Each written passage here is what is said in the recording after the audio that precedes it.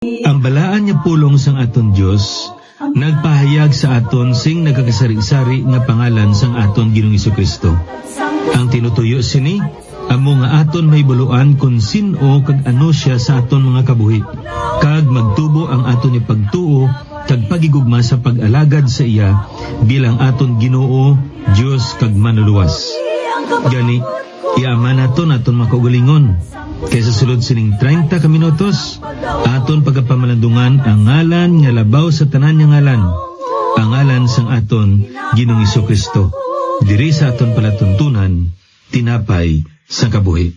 Ang dinalan sa kasulatan sa aton sini nga adlaw makita sa mga taga Filipos kapitulo 2 kag akon pagabasa ng bersikulo 8 tubtob 11. Kag sang nakita sa bayhon sang tawo, nagpaubos siya sang iya kaugalingon, kag nangin masinulundon tubtob sa kamatayon, bisan kamatayon sa krus. Busa ginbayaw siya sang Dios sing mataas gid, kag ginatagan siya sing ngalan nga labaw sa tanan nga ngalan, agod nga sa ngalan ni Jesus ang tag sa katuhod magpilo sa langit kag sa duta kag sa idalom sa duta, kag ang tag sa kadila magtuad nga si Hesukristo Ginoo sa himaya sang Dios nga Amay. The power kag katahom sang sina nga kalantahon kay nagapakita ina sang pagkaginoo sang aton Ginoong Hesukristo. Kag sa katapusan balang stansa, "Oh, that with all the sacred throng we at His feet may fall, will join the everlasting song and crown Him Lord of all." Will join the everlasting song and crown Him Lord of all. Ang aton nga eternidad ginlaragway sa sinikalantahon nga magasimba kita sa aton Ginoo, kag aton siya pagasimbahon bilang Ginoo sang tanan-tanan. Kay amo ini ang pinasahi nga titulo nga ginhatag sang Amay sa anak tungod sang iya nga ginhimo digto sa krus sa Kalbaryo. Kag amo ini ang paghatag kag subong man paghimpit sang plano nga matubos ang katawhan gikan sa kulipnan kag subong man kapamakan sa sala. Amo ini kon aton gili nga lantahon sa aton nga passage of the day, makita naton kung ano kaimportante ang titulo sang aton Ginoong Hesukristo. Ining titulo nga ginatawag naton Ginoo, Lord. And this particular title was given by the Father to Him because of what He had done at the cross of Calvary. Kag amo ini ang paghatag kag sa paghimpit sang pagtubos sa aton gikan sa aton makasalanan. Kay kung lang taon naton sa pulong sa Ginoo, amo ini ang pinakadako nga butang nga mahatag sang aton Ginoo sa imo kag sa akon, ang kaluwasan. Bisan pa ang maayo nga panglawason, bisan ang madamo ayhan nga propiedad, ayhan ang kaalam, ayhan ang ginatawag naton dira mga poder sa pangabuhi, ina mga pagpakamaayo na nga ginhatag sang Dios sa imo kag sa akon. Pero kung ikumparar ina sa kaluwasan nga ginhatag niya sa aton, tam-an ina kagamay. Kaya ang pinakadako, labing importante kag bilidhon nga dulot nga mahatag sang Ginoo sa imo kag sa akon, amo ang kaluwasan. Kag ini nga kaluwasan nga ginhatag niya sa imo kag sa akon, amo man ini ang magtulod sa aton nga magkilala sa iya, hindi lamang aton nga manuluwas, kundi aton gid nga Ginoo. Now again, I would like to point this out, that there is a great difference between considering Jesus as your Savior and considering Him as your Lord. Walay sa penya nagaupod inang duwa, no? kay kun aton nilang taon ang bilang iya nga pagkamanuluwas, nagaupod ina sa iya nga pagkaginuo sa aton kabuhi. Kag hindi naton ina masiprar, we cannot separate these two offices or titles. Kag nagaupod gid ina apang dapat nga maintindihan naton ining duwagid. Agod nga paagi sini mahimpit pagid naton kag aton pagid mahangpan kag mapresyar ang aton nga relasyon sa aton nga Ginoo. Gani amo ini ang aton man nga pagatun-an sa sini nga broadcast naton subong. Kag bag-o sini gusto nakon nga maghatag man sa pahibalo sa inyo basi may ara pa sa aton diri nga nagapakig-upod sa aton ni broadcast. Ayan, bag-o pa lamang ikaw yan nakatune in sa aton ni broadcast o kung dugay na apang wala pa ikaw ya sa may ginatamdan dira nga Biblia, ginahangkat gid namon kamo nga maka text diri sa amon kag mapadala ninyo inyo kompleto nga address kag inyo pangalan kay malipay gid kami nga magpadala sa inyo sang libre nga kopya sang aton English kag subong man hiligay nun nga mga Biblia. Nagapasalamat kita kay may mga kauturan kita nga may kabugatan gid nga mapaambit ang ining mga libre nga Biblia sa inyo kag kabay pa nga ingalitan naton ining oportunidad kay naibaluan naton nga ang aton nga pagtubo sa aton Kristohanon nga pagpangabuhi ara nakasandig sa pulong sang Dios. So amo ini importante ang pulong sang Dios kay paagi sa pulong sang Dios mahibaluan naton ang iya nga tinutuyo kag kun mahibaluan naton ang tinutuyo sang aton nga Ginoo kag mahimo naton ina mabutang naton ina sa aton mga binuhatan ang abal sang pulong sa Ginoo sa aton nahimpit naton ang iya nga tuyo para sa aton because that is the goal of Bible study, applying or application of the Word of God. So, amo ni nga importante gid kay ang gamot sini tanan-tanan pulong sa Dios. So, amo ni kilang nanon ginaton nga samtang nagapamati kita dira sa pulong sa Ginoo, maayo gid nga matamdan taman. Kag bisan pa sa mga tion nga nagaisanon kamo, pwede niyo man gyapon na buksan inyo Biblia kag makapamalandong kamo sa inyo lamang niya nga kaugalingon. So akon diri nga cell number 0917-1880-832. Liwaton akon 0917-1880-832. So kabay pang Ginoo magapadayon sa pagbugay sa aton ila binigid sa pagpadayon naton sa pag-alagad sa iya. Now sa aton nga pagtuon sa pulong sa Ginoo ang aton diri series Name Above Every Name. Ang pangalan sang aton Ginoong Jesucristo isa ini ka bilidhon kag labing importante nga ginbugna sang Dios, ginpahayag sang Dios sa aton. Hindi naton siya may baluan kung sino siya kung hindi kita pagbugnaan o kung pagpahayagan sang aton Ginoo. Kag pagi sa pulong niya ginpahayag niya sa aton kung ano ang mga pangalan sa aton Ginoong Jesucristo kag paagi sini aton may baluan kung sino kag ano siya sa aton nga kabuhi. Kag paagi man sini magatubo ang aton nga pag-alagad sa iya. Now sa aton nga natun-an ang una gid nga gintalakay naton kag aton ining gintun-an amo ang masami nga pagsambit naton sa pangalan sang aton Ginoo kag amo ining Lord Jesus Christ, no? Now kun lantaw naton inigali ginagamit ini ni Pablo nga titulo sa iyang pagsulat sang pulong sa Ginoo pagi sa pagbugna sang balaan ni Espiritu sa iya. This is actually the Pauline formula referring to the second person in the Trinity, Lord Jesus Christ. Lord, that is his title. Jesus, that is his name. And Christ, that is his office. So ari na kita diri sa ginatawag naton Lord, Ginoo. Kag ato na ini nasugdan sa liligad nga broadcast naton, kag ang isa ka butanga aton gali nga natun-an nga indi una ang mga Kristohanon nga nagamit sang pulo nga Lord.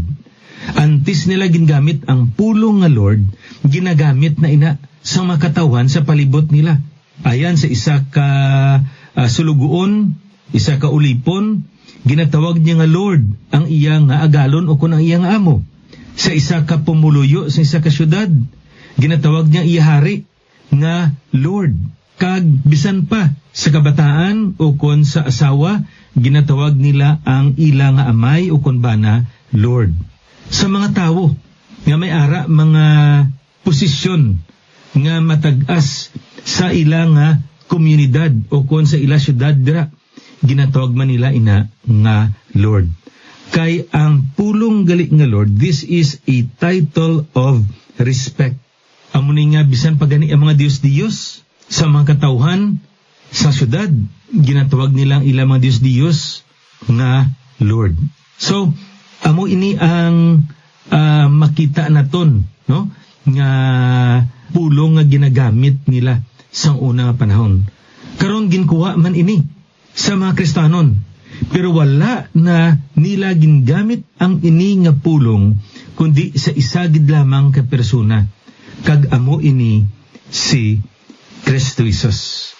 Kag amo man ini ang natabo sa mga madason nga mga tinuig, kay ang isa sa mga ginatawag naton lahi sang emperador sang Roma, amo nga sa isa ka tuig magadto ka sa templo, pagkatapos sina magakuha ka, magapudyot ka sang asin, tapos ihaboy mo ang ina nga asin sa kalayo dira sa tunga sa sinang templo, kag maghambal ikaw, Caesar is Lord.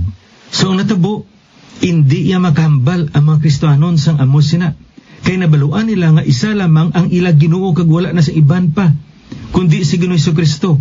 Kag tungod sini wala sila nagalakat sa templo sang mga pagano, kag magakuha sang asin, kag ihaboy ang asin, kag magambal Caesar is Lord. Kag naibaluan ini sang Roman Empire, kag tungod sini ang kaakig sang emperador nag-abot sa mga tumuluo, kag diri nagsugod man ang ginatawag naton persecution sa ila. So amo ni ka sagrado, amo ni ka importante, kag kabilidhon ang pulong nga Lord sa mga tumuluo sa sadto nga mga panahon. Sa aton subong, ang masubo kung kaisa ginagamit na lang ini sang iban niya nga linabutaw, kag kung kaisa ginagamit nilang pulong nga Lord sa mga hindi maayo nga paggamit sini.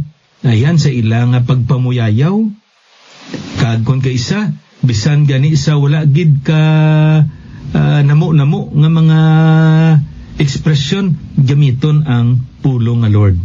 Pero kung lantaw naton sa pulong sa Ginoo, ang pulong gali nga Lord, ang titulo gali nga Lord, tam-an gid kasagrado, kag tam-an gid kamalahalon nga titulo sang aton Ginoo si Kristo.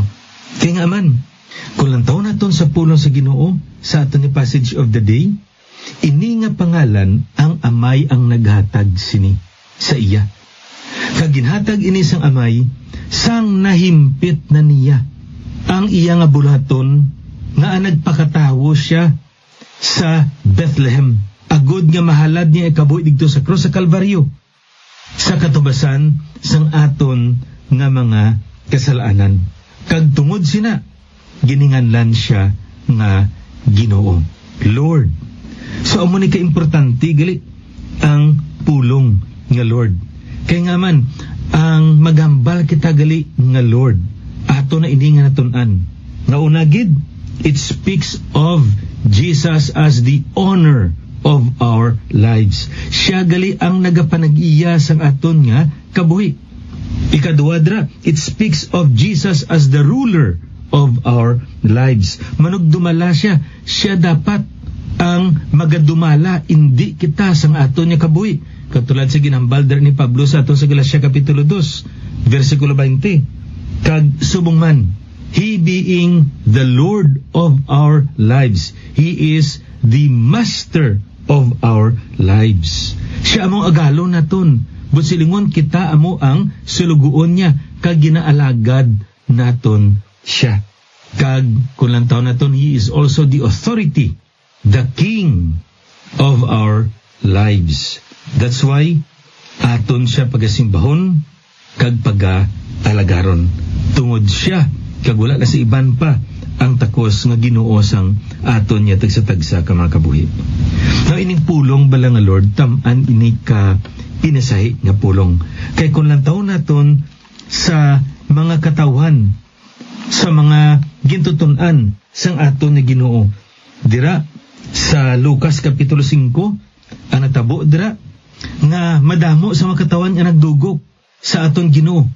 Kag ang ginobra niya dira, ginlihog niya ining mga mangisda. Ang isa dira amo si Simon, no, kung si Pedro. Kagaupo niya diri ang si Juan kag si Santiago, no? Kag diri naton makita nga ginlihog niya nga magsakay siya sa ilang baruto, sakayan. Kag iduso sa unhan, no? Agod nga makapanudlo siya. Kag pagkatapos niya panudlo, nagambal siya sa mga disipulo o kon sa mga mangisda sa siningation, no? Nya palawod kag iladlad ang nyupukot sa pagpangisda. Tinay baluan gini Pedro nga aga na, ayan mga alas 10, alas 9 sa kaagahon na, kag hindi maayo ang magpangisda. Apang ano ginambal dira ni Pedro? Kag si Simon nagsabat, magtutuon sa bug-os nga gabi nagpangabudlay kami kag wala gid kami sinadakop. Apang sa imo pulong iladlad ko ang mga pukot. Gintawag niya diri ang aton Ginoong Kristo agalon, master, rabbi, manunudlo, o manabot silingon sila. Apang ang natabo sang pagladlad nila sa ila pukot, madamo sila sing may nakuha. Ini tungod sang dako nga mirakulo naging pahayag sang Ginoo sa ila. Kay may plano ang Ginoo sa ila diri. Agod nga tawgon sila sang Ginoo nga mangin gintutunan sila sang aton nga Ginoo. Kag anong natabo diri? Apang sang nakita ini ni Simon Pedro nga madamo sila sing may nakuha, kag sa bagay nga damalunod na ang ila diri gani nga sakayan sa kadamo sang ila nga nakuha. Nagsiling si Pedro, palayo sa akon o Ginoo, kay ako tawong makasasala. Sang wala pa nag-abot ang inang mirakulo, ang panawag niya sa atong Ginoo, Master, Rabbi, Teacher, Sir, ang manabot silingon sina. Apang sang ginpahayagan sila sa Ginoo sang dako nga mirakulo, ang panawag niya sa atong Ginoo, Lord. Driya na nakita nga ining persona hindi lamang isa ka manunudlo, kundi anak gid sang Dios. Nakita niya ini, kag naibaluan niya nga amo ini ang persona nga ila nga ginahulat nga amo man ang Kristo o kon ang Mesiyas. Amo ni ang kamatuoran diri nga makita naton sa sininga dinalan sa kasulatan diri na maisa pagid diri ka instance nga makita naton sa Matthew chapter 26. Gusto ko lang ipatag sa aton, no, nga may mga butang kon kaisa bala nga makita naton sa pulong sa Ginoo nga paagi sini ginhatag sa aton agod nga aton may baluan ang kahulugan gid sa pangalan sang aton nga Ginoo. Diri sa Mateo Kapitulo 26, diri naton makita nga panhiyapon diri ang mga gintutunan upod sa aton Ginoo. Kag kung ang taon naton sa sininga dinalan sa kasulatan, amo ini ang gabi nga sa diin malapit na nga dakpon ang aton ni Ginoo, kag ihalad niya ang iya nga kagalingon didto sa cross, no? Kag diri naton makita nga nagpahayag diri ang aton nga Ginoo sa ila. Kag amo ining gipahayag sa Ginoo sa ila sa mga gintuton-an sa napulog duwadri. Sa pagkamatuod nagasiling ako sa inyo nga isa sa inyo magatugyan sa akon. May magaluib sa iya. Amo ang ginabaldra sa Ginoo kag ang mga gintuton-an nagsabat. Versikulo 22, kag nagkalasubo sila sing tama, kag nagsugod sa pagsiling sa iya ang tagsa-tagsa, ako ay han Ginoo, is it I, Lord? Amo ina ang ginpamangkot dira sang tagsa-tagsa ka mga disipulo. Apang kung lantaw naton sa pulong sang Dios, makita naton, no? Lord, is it I? Apang kung lantaw naton pag-abot sa kay Judas, versikulo 25, anong ginambalad dira sa aton? Si Judas nga nagtugyan sa iya nagsabat, ako ay han Rabay. Nagsiling siya sa iya, ginsiling mo, Master, is it I? Now this is very interesting. Ang 11 ka mga disipulo nagabalya, Lord, is it I? Pag-abot siya sa Judas, Master, is it I?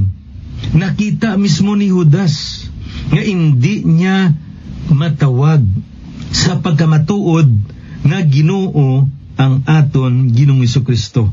Kay naibaluan niya nga wala siya sa iya nga sabak. Naibaluan siya nga wala sa penya nagaupod sila apang hindi siya kabahin sang aton nga Ginoo. Naibaluan niya nga sa sulod sang 3 ka tuig pamati siya sa wali sang aton Ginoo. Nakita niya ang mga mirakulo halin sa pag-ayos sa mga masakit, pakalma sang dagat, kag tanan-tanan. Apang wala inising pagbag-o sa tigipasoon ni Judas. Amo ni nga hindi niya matawag nga Ginoo ang aton Ginoo, kundi asta lang siya sa pulong nga Rabay. Sa piyakabahin ko naton niya lang taon diri sa 1 Kapitulo 20 versikulo 28. Ini nga dinalan sa kasulatan diri makita naton nga si Tomas ginpahayagan sang aton Ginoo kay nagpahayag ang Ginoo apang wala siya kag ang ginambalad diri kun makita ko kag may kapan ko ang mga pilas sang aton Ginoo mapati ko nga nabanhaw siya. Karon nagpahayag liwat ang aton nga Ginoo. Kag sa pagpahayag niya versikulo 27, niya nagsiling siya kay Tomas, idabot diri ang imo tudlo kag tan-awa ang akon mga kamot, kag idabot ang imo kamot kag ibutang sa akon kilid, dili ka magmangin madinhuha-duhaon kundi magma tinuohon. Si Tomas nagsabat sa iya, Ginoo ko kag Diyos ko, my Lord and my God. Now this is the affirmation of faith of Thomas concerning the Lord Jesus Christ. He affirmed his faith that indeed Christ is the Jehovah El of the Old Testament.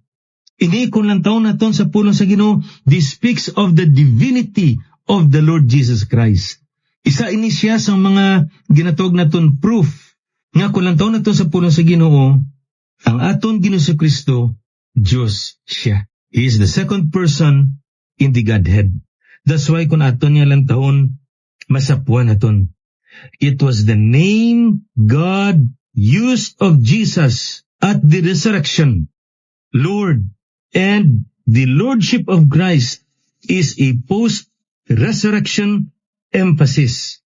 Kaya nga man, kung lang taon naton, ini tungod sang ginhimo ni Kristo Jesus digto sa krus sa Kalbaryo. Sa paghalad niya sa iya kabuhi, agod ikaw kag ako matubos gikan sa aton mga kasalanan, kag kita nga may relasyon sa iya, tungod nga ginatagan niya kita sing kaluwasan. Paagi sa pagtuo, paagi sa bugay, ang kaluwasan nagabot sa aton, kag tungod sini, may ara kita pribiliyo nga matawag siya naton nga Ginoo. Kag tungod sini, kung lang taon naton sa pulong sa Diyos, masapuan naton nga sa isa katumuloog, ikaw kag ako, ang aton Ginoong Kristo amo gali ang tag-iya sa aton kabuhi. Siya amo ang managdumala sa aton kabuhi. Siya amo ang hari sa aton kabuhi, kag siya amo agalon sa aton kabuhi. Kag nyan, himuon naton pinakamaayo sa pag-alagad, sa pagsimba, sa pagtahod, sa pagpayag, sang aton nga gugma, kag subong man sang aton nga pagtuo sa iya bilang aton nga Ginoo sang aton mga kabuhi. Kabay pang Ginoo, magapadayon sa pagpakamayo, sining pulong nga aton gin tun-an sa sining nga tion. Aton ini pagapadayonon sa madason naman nga broadcast naton. Ini nga abyan, alagad sa kanginan, Pastor Neil Vilches, ang Ginoo magapakamayo sa inyo.